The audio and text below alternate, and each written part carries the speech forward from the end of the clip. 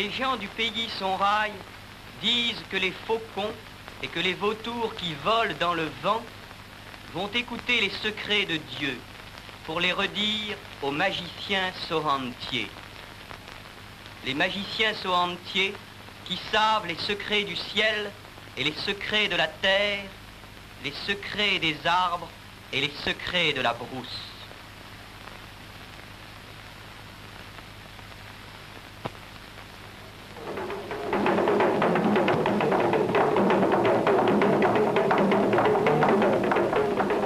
Les magiciens soantiers du pays Sonrail, les plus célèbres sont ceux du village de Wanzerbe.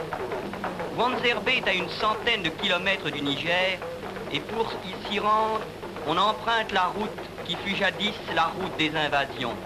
C'est par là qu'arrivèrent les pillards touaregs et les conquérants marocains. Mais aujourd'hui, sur cette route, on ne rencontre que de paisibles caravanes de marchands, des gens du Sonrail, des Touaregs du Gourma venus à Wanzerbe pour y acheter ou y vendre des troupeaux. Et derrière les chevaux et les chameaux trottine une petite fille qui tire un cabri rétif.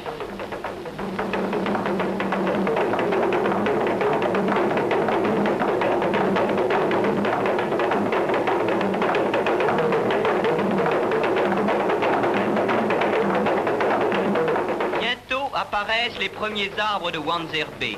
Les chevaux caracolent, le chef Sourgia est reçu par les notables qui viennent le saluer. Le chef des Touaregs Oulminden fait baraquer son chameau blanc.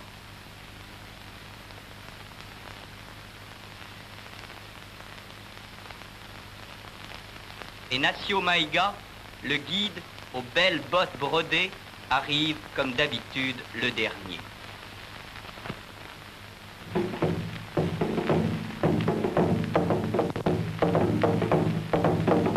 Aujourd'hui, samedi, c'est jour de marché. Les gens de Wanzerbe n'aiment pas les étrangers et aucun ne salue Nassio Maïga.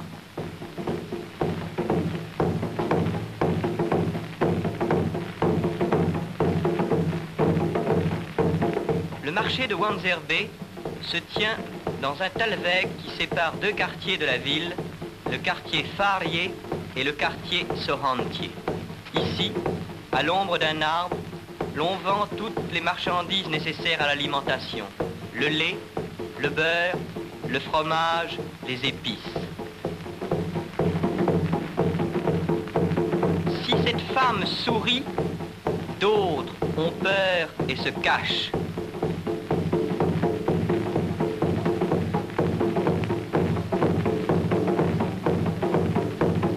Les potières ont amené de la brousse ces grands vases d'argile qui servent à préparer la cuisine et à chercher l'eau.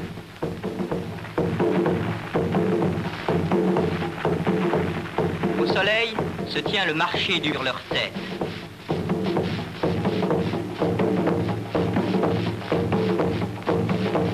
Les Touaregs ont amené du nord du Sahara le sel en plaques qu'ils scient en petits cubes brillants.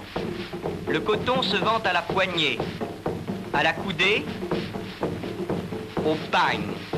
Et comme les gens de Wanzerbe ignorent pour la plupart la valeur de l'argent, c'est par échange qu'ils procèdent, un pagne contre un chevreau.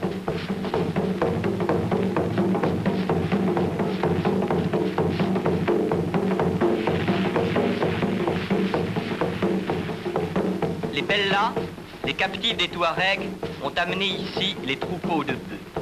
Et ce sont des bœufs que Sourgia, le chef de canton, marchande avec ces Bellas qui eux-mêmes sont montés sur des bœufs.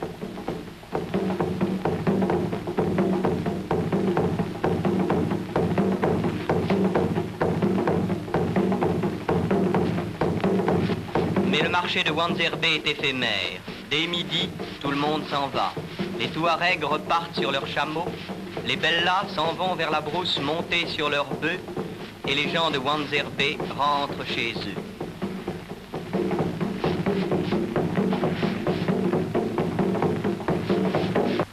Ces gens de Wanzerbe sont venus se ravitailler ici en marchandises et les femmes prépare la cuisine, le mille qu'elle pile sous l'œil rieur des petites filles.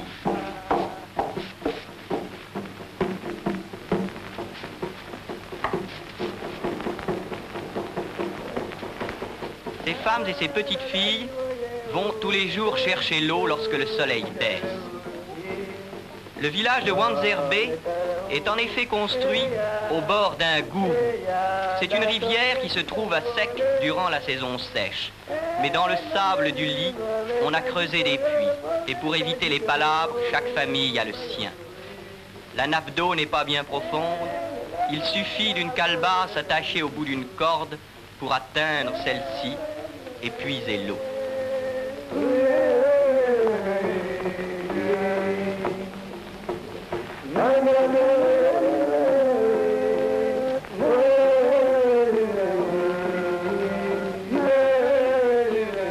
L'eau, versée dans les grands vases d'argile, est ramenée à l'épaule vers le village.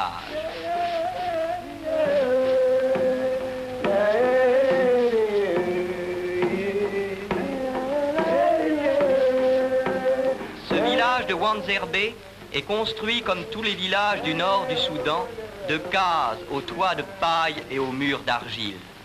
Ces cases sont réunies en concessions familiales et ce sont les femmes qui ont la charge de l'entretien de ces concessions, qui balayent, qui font le ménage, aidées par les petites filles quand celles-ci ne préfèrent pas jouer.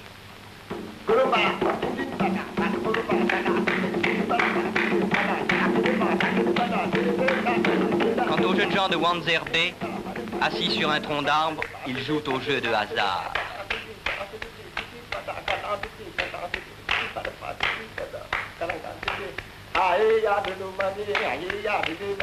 Ce sont les enfants qui viendront les premiers.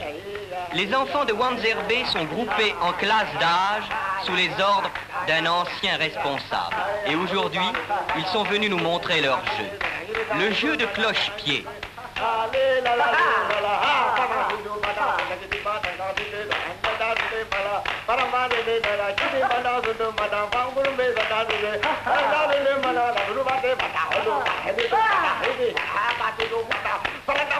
Le jeu de cloche-pied collectif, qui lui aussi est un prétexte à d'infinies bousculades.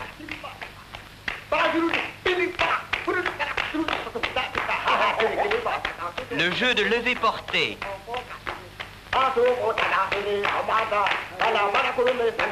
Les équilibres, les renversements, le pont,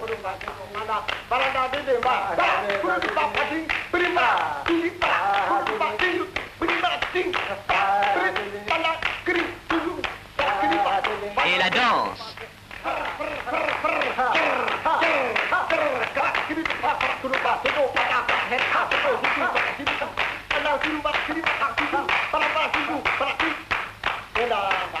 Ce jeu, qui ressemble à celui que nous appelons en France le jeu de l'ours, et où les enfants sautent successivement sur un groupe jusqu'à ce que ce groupe s'écroule.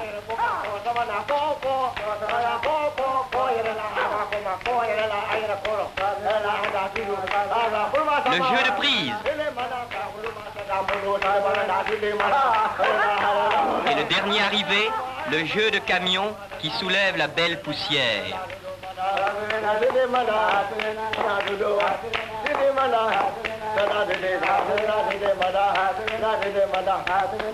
Puis ces enfants se souviennent qu'un jour ils ont été circoncis.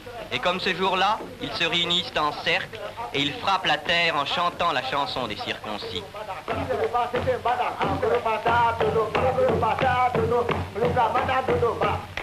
Le chef des enfants, pour les faire partir, est obligé d'organiser une course jusqu'à un arbre voisin.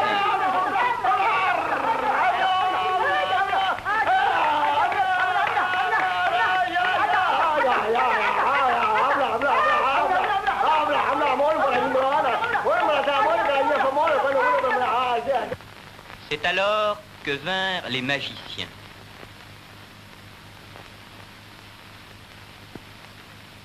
Voici Mossi, l'un de ces magiciens sorrentiers de Wanzerbe qui sort de sa case. Mossi va nous conduire d'abord chez le doyen de ces magiciens, ce vieil aveugle, qui va nous dire qui sont ces magiciens. Les descendants de Si, le fondateur de l'Empire Sonrail, celui qui savait voler dans le ciel, se transformer en vautour et transformer aussi son cheval en vautour pour surveiller cet immense empire, et qui est représenté aujourd'hui par cette petite bague d'argent appartenant au magicien Bakary. Voici Diadier et Baraquet. Le vieux Diadier est en train de dire à Baraquet comment les magiciens doivent initier leurs jeunes garçons, les emmener en brousse, leur montrer les arbres, leur apprendre à couper l'écorce de ces arbres, mais aussi à se protéger en attachant la brousse, à se protéger au nord, à l'est, à l'ouest et au sud.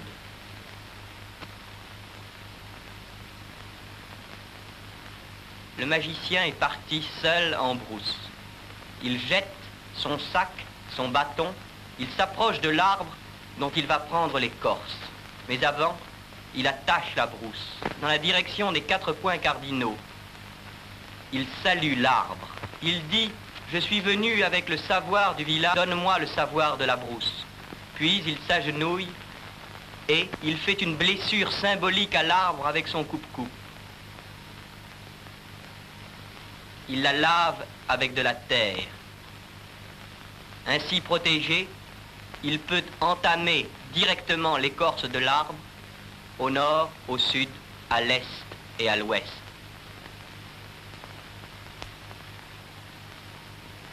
C'est cette écorce pilée qui va lui servir à préparer les charmes magiques.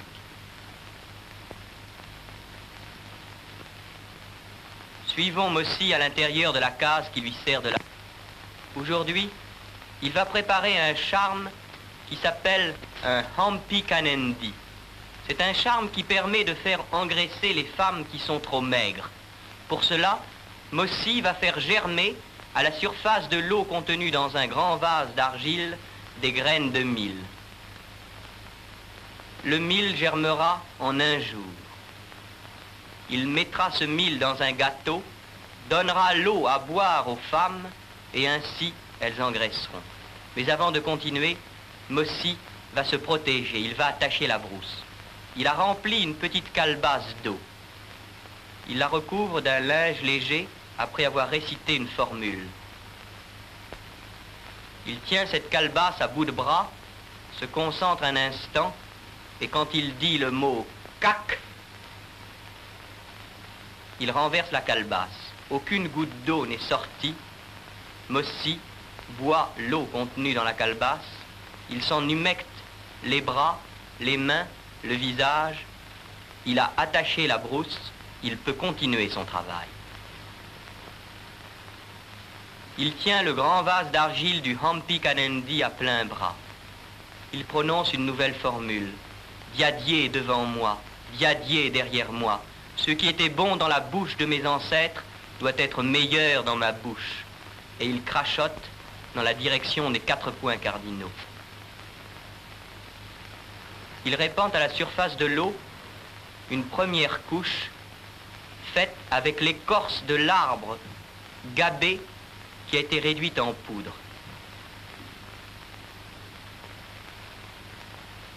Au-dessus, il répand une deuxième couche en commençant par un cercle magique de protection. C'est l'écorce de l'arbre faré qui doit faire germer le mil en un jour. Puis, en regardant sa main gauche, il place les graines de mil, par petits tas, en commençant par le centre.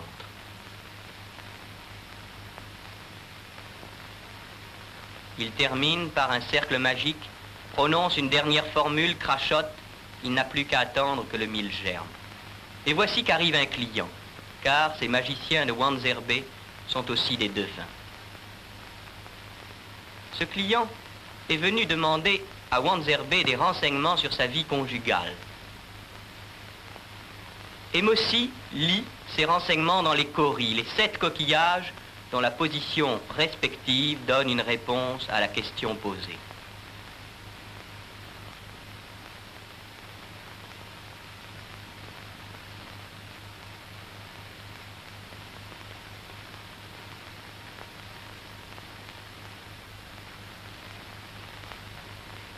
Mossy jette à nouveau les coris. Mais ceux-ci ne veulent plus parler.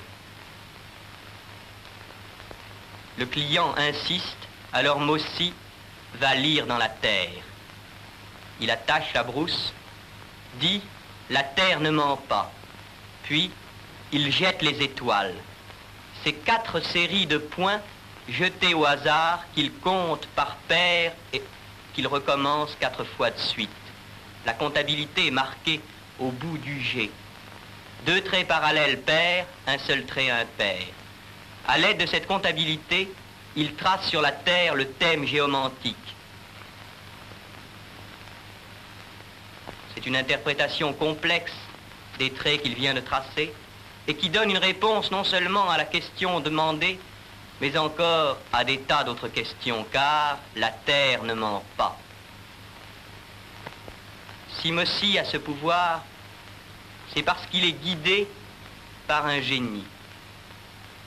Mossy a élevé dans la cour de sa concession un hôtel à ce génie. Ce sont 4 arbres plantés dans la direction de 4 points cardinaux, et pour forcer ce génie à lui donner son aide, Mossy doit lui sacrifier de temps en temps un animal. À la façon dont se débat le poulet qu'il a égorgé, à la façon dont le sang coule sur le sol, Mossy sait si le génie accepte le sacrifice. Mais aujourd'hui, le génie n'est pas satisfait, il veut encore du sang.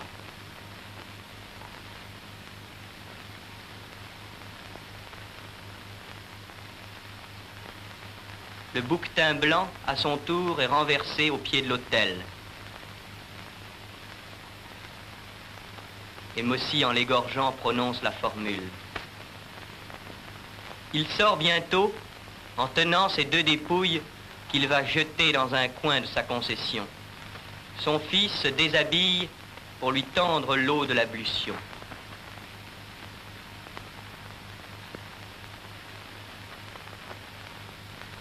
C'est ainsi, seuls dans la brousse ou dans leur case, que travaillent ces magiciens de Wanzerbé.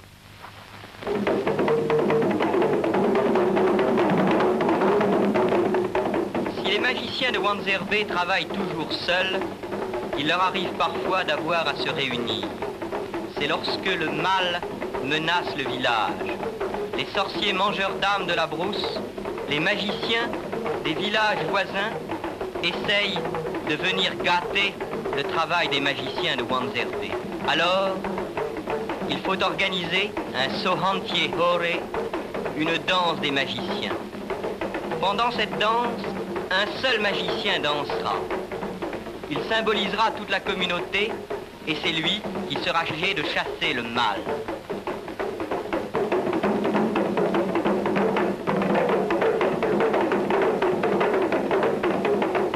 Les hommes reviennent de brousse et se dirigent vers la place du village où retentissent les joueurs de tambour d'aisselle.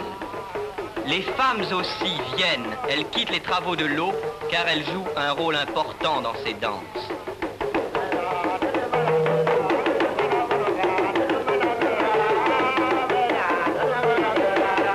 Les petits garçons sont venus voir comment dansent leur père et comment un jour ils danseront.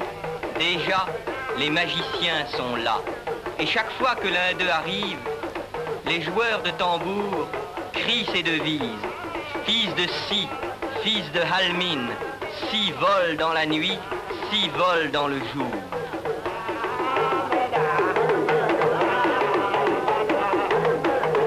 Voici qu'arrive le danseur. Après avoir fait un cercle magique avec une pincée de terre, il fait signe aux musiciens de s'approcher de lui.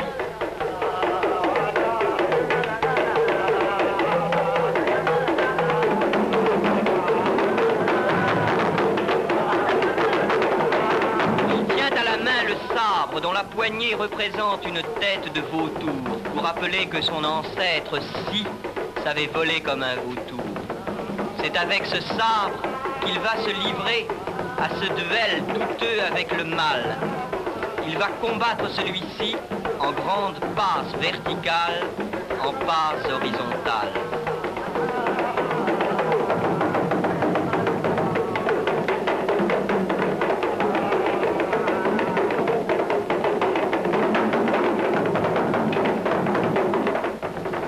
femmes poussent des you-you.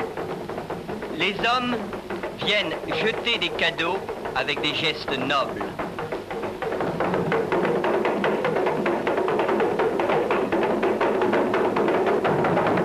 Après cette première purification, la danse proprement dite va commencer.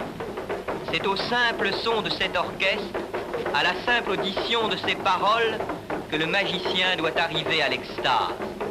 Mais ce travail est si difficile qu'il faut que les musiciens se surpassent, et le chef Sourdia est allé chercher le meilleur des tambourinaires de Wanzerbé. Pendant le repos, le magicien boit, après avoir jeté 2 pincées de terre dans l'eau, et à le vent de se lever, il ramasse encore une pincée de terre.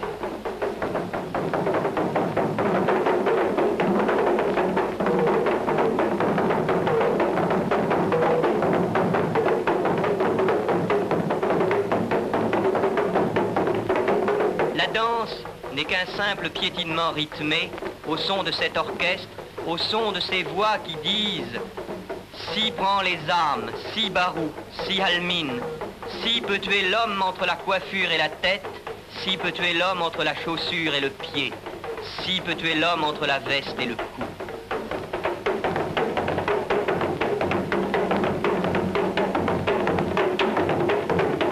Lorsque le magicien est fatigué, il fait signe à ses captives de danser à sa place.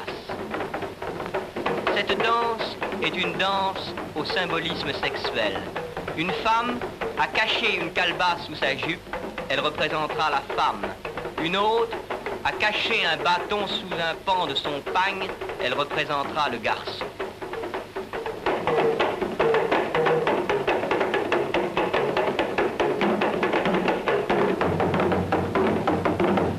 À coups de bâton, les musiciens chassent les spectateurs qui se sont trop approchés et la danse continue. L'extase se manifestera chez le magicien par 2 signes. Il tremblera et de sa bouche sortira une petite chaîne qu'il a dans le ventre et qui est son arme la plus redoutable. Mais le fils du magicien n'a pas pu résister au son de cette musique. Il se met à danser lui aussi. Bientôt, les musiciens entourent le magicien. Celui-ci tremble et voici que de sa bouche sort cette petite chaîne qui se balance pendant quelques secondes devant son visage. Le mal est chassé loin de Wanzerbé. Mais à la vue de cette chaîne, tous les magiciens sont pris d'une sorte de fureur. Ils tremblent, ils dansent, ils pleurent.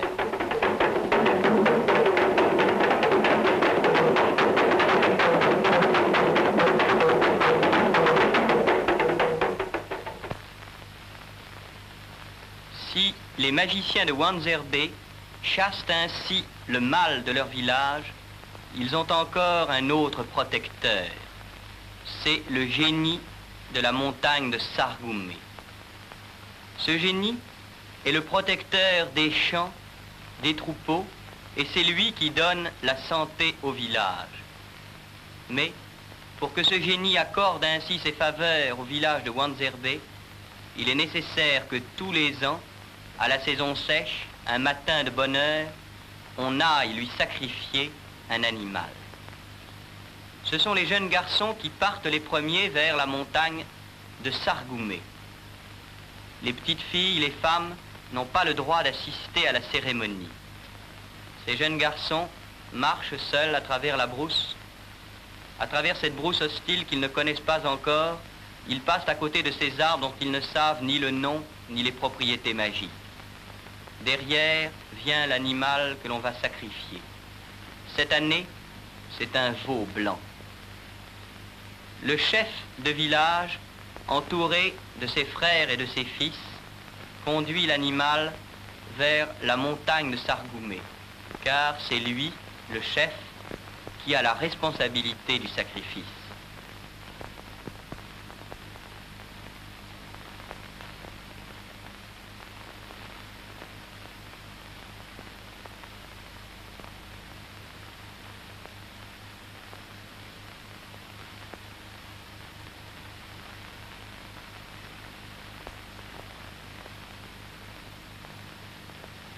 Arrivé au pied de la montagne, le chef va, tout seul, se recueillir.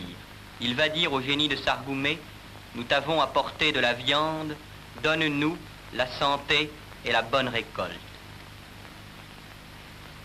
Les jeunes garçons de Wanzerbé sont déjà nombreux. Les chiens aussi sont venus, car ils savent que tout à l'heure, il y aura du sang.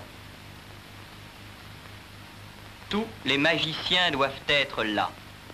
Ils se présentent au chef qui les place. En voici un qui vient suivi de son fils, qui a déjà commencé son initiation. Il salue le chef.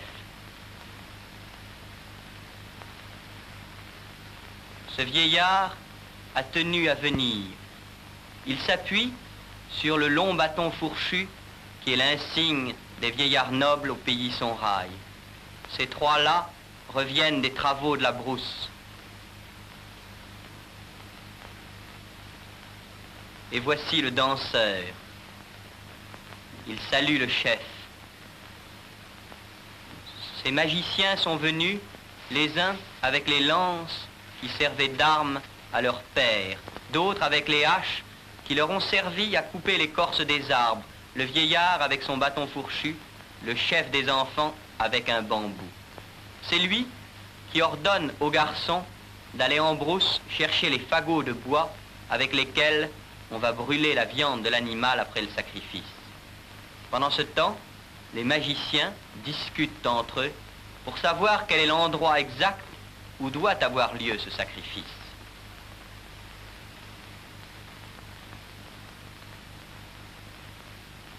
Un endroit est désigné, le chef donne son accord. L'un des magiciens s'adresse au nord, au sud, à l'est et à l'ouest, et sur le sable, il trace une croix. C'est là. On apporte la paille qui va servir à allumer le bûcher, et sur cette paille, on entasse les fagots de bois. Chaque garçon a tenu à apporter le plus gros fagot possible pour montrer aux hommes sa jeune force.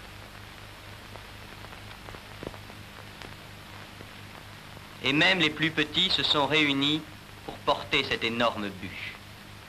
Tout est prêt. On amène le veau, on le renverse sur le sol, la tête tournée vers l'est. Les aides le maintiennent, le sacrificateur tâte le cou pour savoir quel est l'endroit exact, et il tranche la gorge.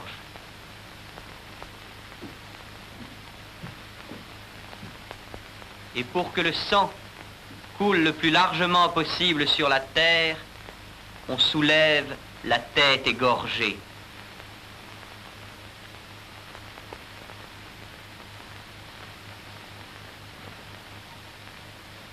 Le dessin du sang est favorable. Favorables aussi les derniers mouvements de l'agonie de l'animal.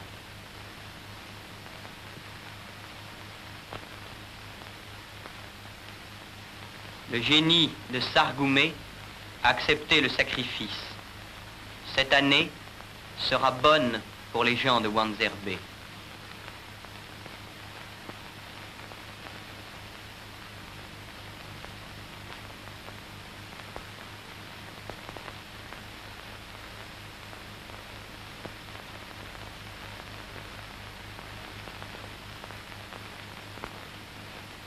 Et alors que s'achève le découpage, que les chiens lèchent le sang qui a coulé sur la terre, les visages des magiciens ont retrouvé leur sourire, car ils savent que cette année il y aura encore la bonne santé et de bonnes récoltes au village de Wanzerbé.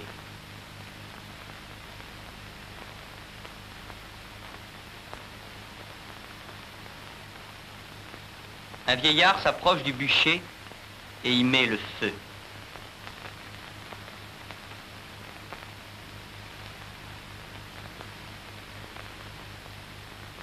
Le chef de village envoie les enfants chercher les morceaux de viande pour les jeter sur le feu où elles seront simplement grillées.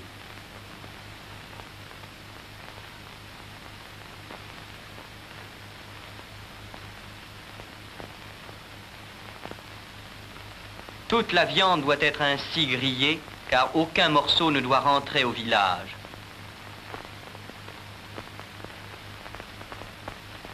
Et la peau elle-même est tranchée en lanière pour être brûlée.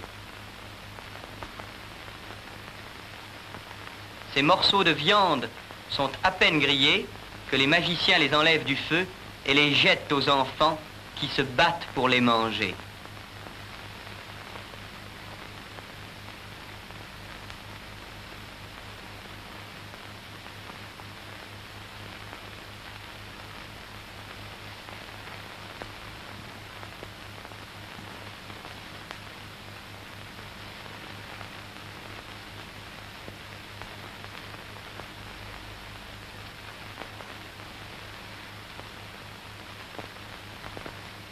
Et bientôt, tout est mangé.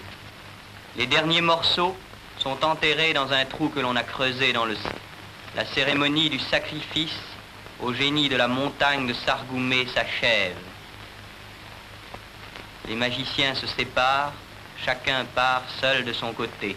Les enfants rentrent au village et le chef des enfants leur donne l'ordre de rentrer en courant comme le veut la coutume. Et le chef des invasions. C'est par là qu'arrivèrent les pillards touaregs et les conquérants marocains. Mais aujourd'hui, sur cette route, on ne rencontre que de paisibles caravanes de marchands. Des gens du Sonrail, des touaregs du Gourma, venus à Wanzerbé pour y acheter ou y vendre des troupeaux. Et derrière les chevaux et les chameaux, trottine une petite fille qui tire un cabri rétif.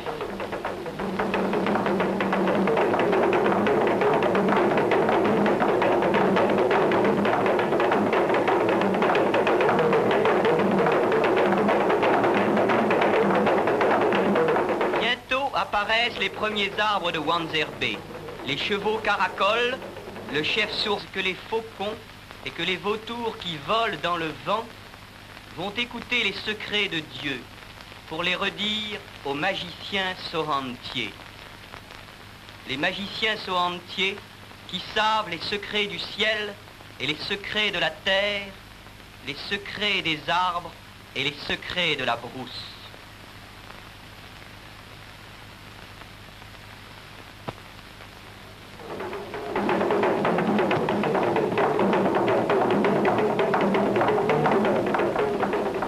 Les magiciens soantiers du pays Sonrail, les plus célèbres sont ceux du village de Wanzerbé.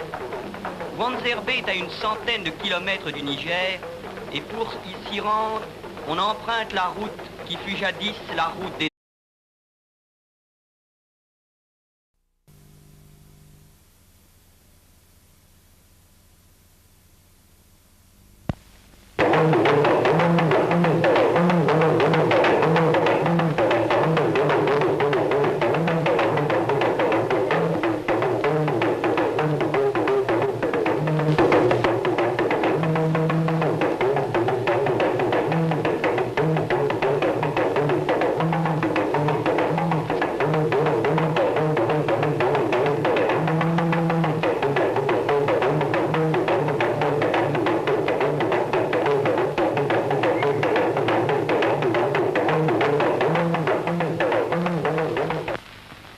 du pays Sonrail disent le marché de Wanzerbé se tient dans un talweg qui sépare deux quartiers de la ville, le quartier Farié et le quartier Sorantier.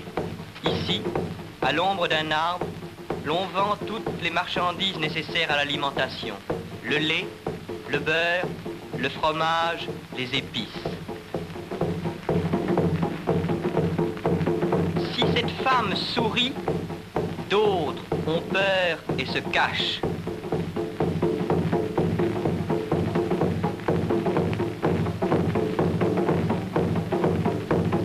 Les potières ont amené de la brousse ces grands vases d'argile qui servent à préparer la cuisine et à chercher l'eau.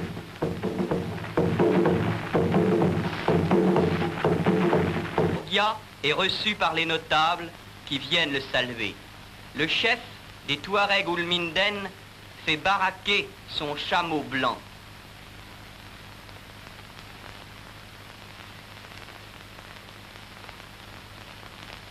Et Nassio Maïga, le guide aux belles bottes brodées, arrive comme d'habitude le dernier.